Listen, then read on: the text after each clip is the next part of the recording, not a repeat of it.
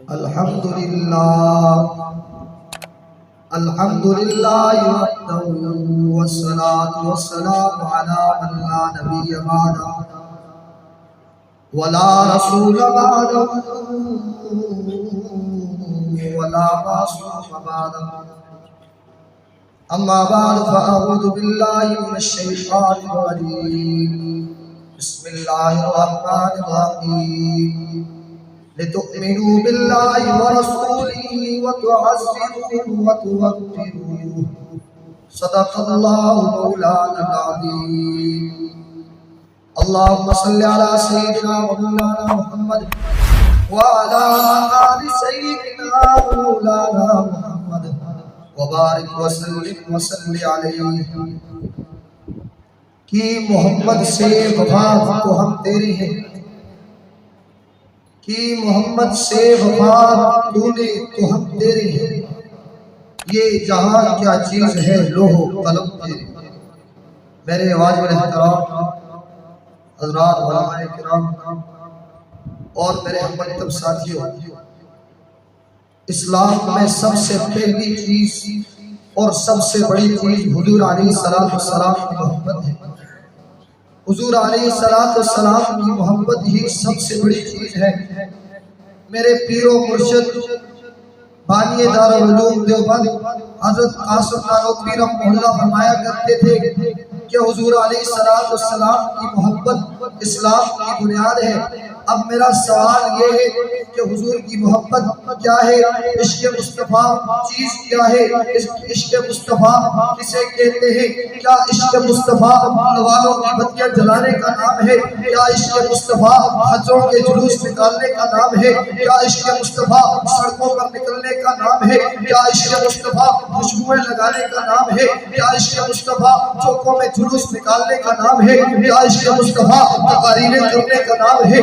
کیا عشق مصطفیٰ بھگڑے بجانے کا نام ہے؟ نہیں، یہ عشق مصطفیٰ نہیں ہے، بلکہ میرے مرشد پھر خود فرماتے ہیں، آپ کو عشق مصطفیٰ بتاتا ہوں۔ عشق مصطفیٰ صرف اور صرف حضور علیہ السلام کے مبارک طریقوں پر چلنے کا نام ہے۔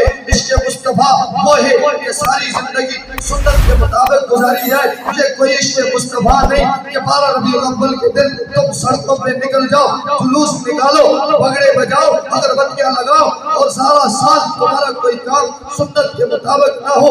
ہر کام کے اندر حضور کی سنت پر چھری چلے، کاروبار کے اندر سنت کے اوپر چھری چلے، ہر کام کے اندر سنت کے اوپر چھری چلے۔ اور ربیع الاول کا مہینہ آئے، 10 روپے اگربتی کے لیے دے کر، 10 روپے خوشبو کے لیے دے کر، 10 روپے کی جھنڈیاں لہرا کر تم عاشق مصطفیٰ بن جاؤ، عشق مصطفیٰ کے ٹھیکیدار بن جاؤ۔ یہ کوئی عشق مصطفیٰ نہیں ہے، بلکہ حضور کے ساتھ سب سے بڑا دکھ ہے۔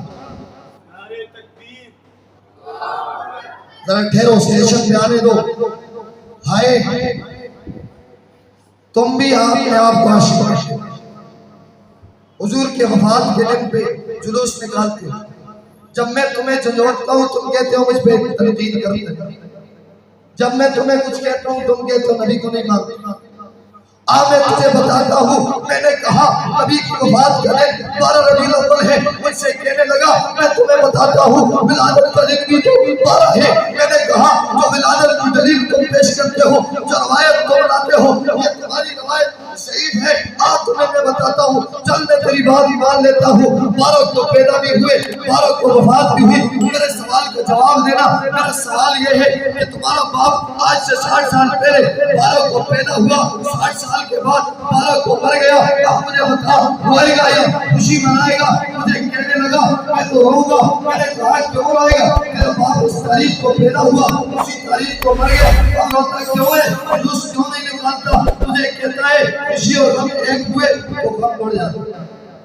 خوشی اور غم جب ایک جگہ ہوتے ہیں تو غم کی حیثیت بڑھ جاتی ہے، خوشی کوئی معنی نہیں۔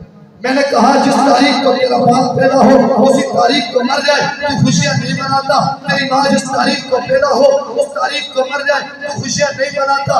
جب حضور علیہ السلام جس تاریخ کو پیدا ہوئے اسی تاریخ کو اس دنیا سے رخصت ہوئے تو خوشیاں مناتا ہے، جلوس نکالتا ہے۔ تو عاشق مصطفیٰ نہیں بلکہ تو نبی کے ساتھ سب سے بڑا دونوں۔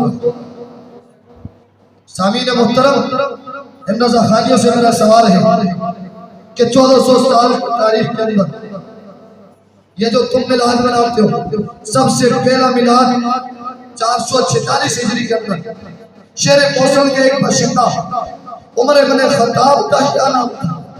سب سے پہلا میلاد اس نے منایا۔ اس نے اپنی کتاب المنیرہ فی مولد البشیرہ کے اندر یہ بات درج کی، کہا میں 9 کا قائل نہیں ہوں، میں 12 کا بھی قائل نہیں ہوں، بلکہ اس نے لکھا ہے 22 ربیع الثانی کو ولادت ہوئی۔ ہاں میری بات یاد رکھو، 1400 سال کی تاریخ کے اندر کسی صحابی سے ثابت کر کے دو، کسی ولی سے ثابت کر کے دو، میں تمہارے ساتھ جان نکلنے کو تیار۔ سامعین محترم، ایسا شخص جس کو انگریز نے اپنے مقاصد حاصل کرنے کے لیے پیدا کیا، اس شخص نے قرآن کے نام پہ ساری دنیا کے مسلمانوں کو کافر کہے، جو کعبے کے امام کو کافر کہے، جو مدینے کے امام کو کافر کہے، جو قائد اعظم کو کافر کہے، جو علامہ محمد اقبال کو کافر کہے اور عشق کا دعوے دار بنے، وہ عشق کا دعوے دار نہیں ہو سکتا، وہ پرلے درجے کا کافر تو ہو سکتے ہیں لیکن مسلمان ہو سکتا، مسلمان ہو سکتا۔ سامعین محترم، میں نے کہا تم تو کہتے ہو نبی مختار کل، ہر چیز نبی کے اندر، کیا کہتے ہیں نبی مختار کل، ہر کام کر لیں۔ میں نے کہا ٹھیک ہے، تم کہتے ہو نبی مختار کل ہے، اب تم دوسری طرف کہتے ہو کہ نبی کے مسلح پر امام کا اللہ، کیا کہتے ہیں نبی کے مسلح پر امام کا فرق۔ میں نے کہا تم دیوبندیوں کی مسجد میں ان کے مرضی کا امام مانتے ہو، تم بریلویوں کی مسجد میں ان کی مرضی کا امام مانتے ہو، تم اہل حدیثوں کی مسجد میں ان کی مرضی کا امام مانتے ہو، ان میں اتنا اختیار تو مانتے ہو، لیکن محمد مصطفیٰ میں اتنا اختیار نہیں مانتے کہ ان کی مرضی کا بغیر امام آ گیا۔ میں نے کہا یہ کھجور کہاں سے لائی؟ ایک کھجور کا نام، میں نے کہا یہ کھجور مجھے دے دو، 2 پیٹیاں لے لو۔ کہتا ہے نہیں بیٹا، مدینے کی یہ برکت والی، کیا کہتے ہیں یہ برکت والی۔ میں نے کہا کھجوروں کے اندر مدینے کی ہوا کی برکت مانتے ہو، لیکن مدینے کے امام نبی کے مسلح پر جو امام کھڑا ہے اس کے اوپر مدینے کی ہوا کا اثر نہیں مانتے۔